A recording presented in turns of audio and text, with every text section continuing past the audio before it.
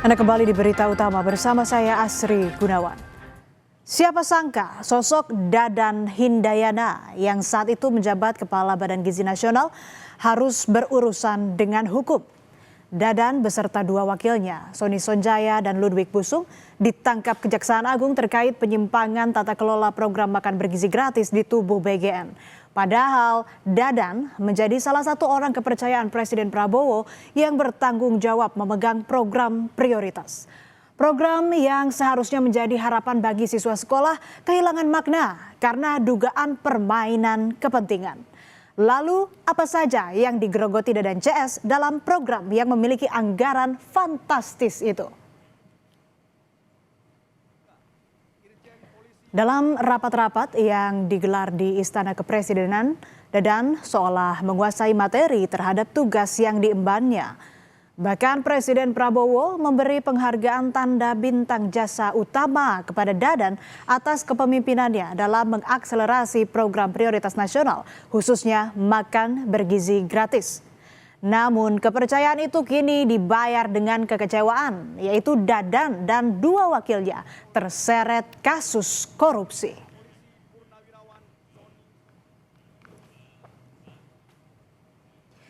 Sebelum terjerat kasus ini, Dadan Hindayana kerap melontarkan pernyataan kontroversial dan memicu perdebatan di ruang publik. Salah satunya masih lekat dalam ingatan saudara, Dadan melapor ke Presiden Prabowo bahwa satu anak mendapatkan jatah satu ikan lele utuh dalam program MBG. Dadan mengaku butuh 3.000 ikan lele dalam setiap SPPG. Dadan juga bilang mengenai kebutuhan 19.000 ekor sapi per hari. Namun daging sapi tersebut jarang muncul di menu MBG. Berarti satu anak makan satu lele? Satu lele Pak, ya, satu lele. Satu lele? Satu lele betul. Pak kalau masak... Lebih bagus dari waktu saya tentara dulu. Oh iya Pak. Dan lelenya dipotong kecil-kecil. Enggak Pak, ini kepalanya saja dibuang, kemudian satu lele utuh diberikan Pak. Luar biasa itu. Iya. Dan kemudian Pak kalau masak daging sapi, masak satu ekor sapi satu hari dipotong untuk satu SPPG. Rabu 3 Juni 2026 atau sehari setelah dicopot oleh Presiden Prabowo Subianto sebagai Kepala BGN, Dadan Hindayana langsung berhadapan dengan hukum. Ia tidak sendirian. Perkara ini turut menyeret dua mantan wakil Kepala BGN, Sony Sonjaya dan Ludwig Busung. Mereka diduga terlibat dalam kasus dugaan tindak pidana korupsi tata kelola program makan bergizi gratis tahun 2025-2026.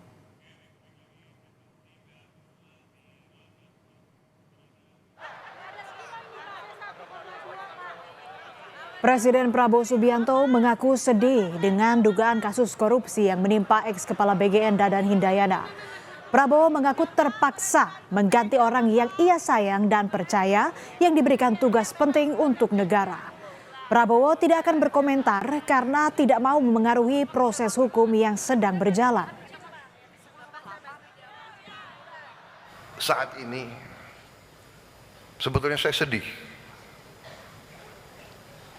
Saya tidak bisa tutupi bahwa saya dalam keadaan sedih. Karena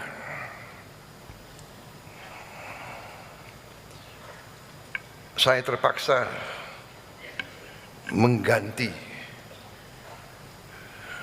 orang-orang yang sebenarnya saya sayangi. Orang yang saya percaya.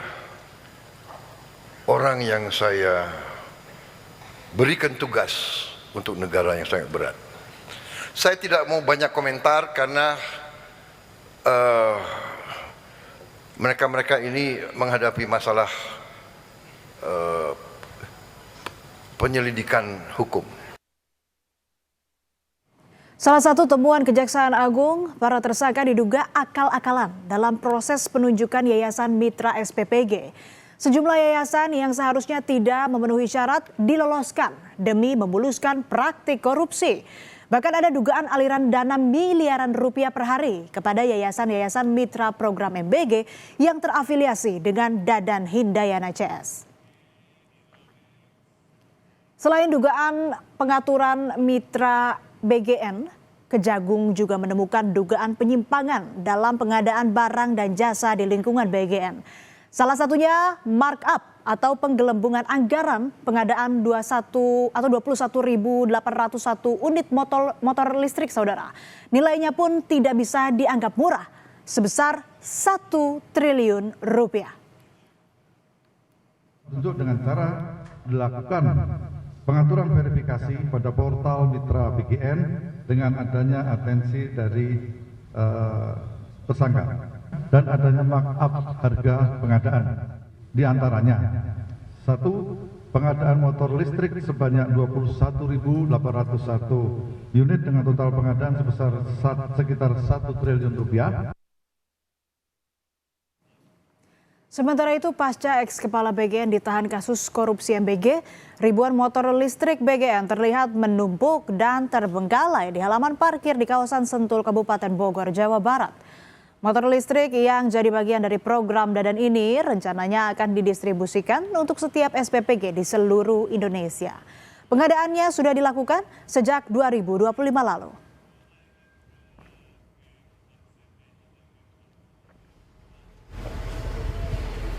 Saudara, Kejagung juga mengungkap Dadan CS mendapat keuntungan miliaran rupiah dalam 1 hari saja. Uang itu diterima dari yayasan-yayasan SPPG yang terafiliasi dengan mereka. Dadan CS memanfaatkan skema dana insentif operasional SPPG sebesar 6 juta rupiah per hari untuk mendapat keuntungan pribadi. Insentif miliaran rupiah ya, setiap hari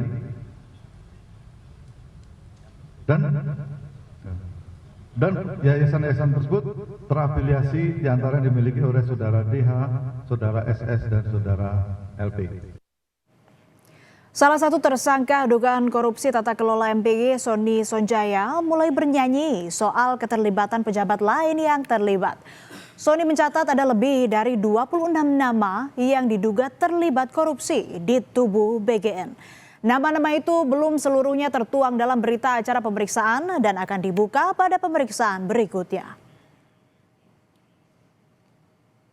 Untuk melindungi dirinya, Sony Sonjaya mengajukan surat permohonan justice kolaborator kepada Kejaksaan Agung pada 8 Juni 2026.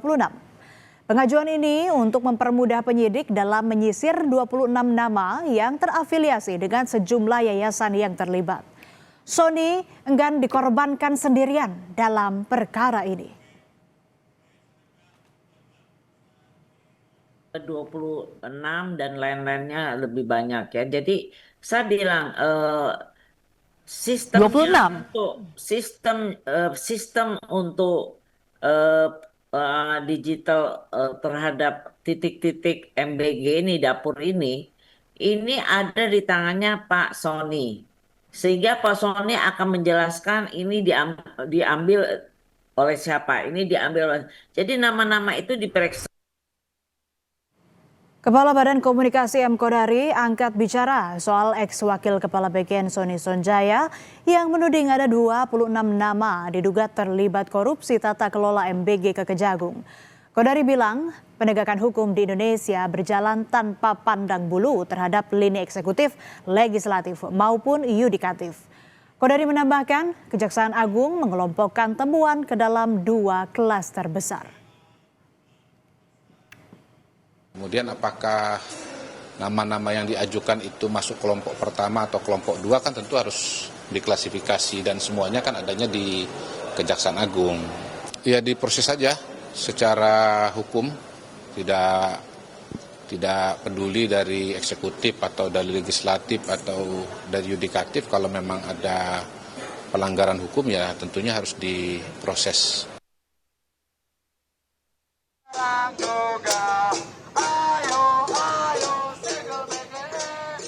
Sejumlah aliansi yang tergabung dalam MBG Watch menggelar aksi di depan kantor Badan Gizi Nasional pada Rabu siang. Masa aksi menempelkan sejumlah poster berisi kritik terhadap program makan bergizi gratis. Dalam orasinya, perwakilan pendemo menilai tata kelola program MBG yang perlu dievaluasi secara menyeluruh.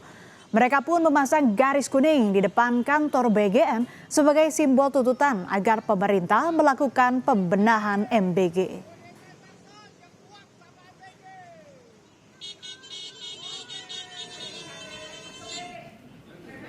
Kepala Badan Gizi Nasional yang baru Nani SD yang menyatakan akan langsung memperbaiki tata kelola MBG di bawah kepemimpinannya.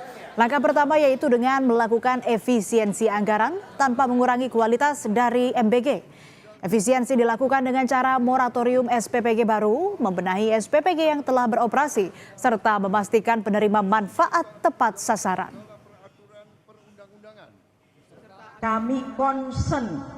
Hal pertama yang kami lakukan adalah untuk melakukan efisiensi anggaran sehingga meskipun sekarang sudah dipotong tinggal 268, kami berharap masih bisa menurunkan lagi namun tidak mengurangi sasaran.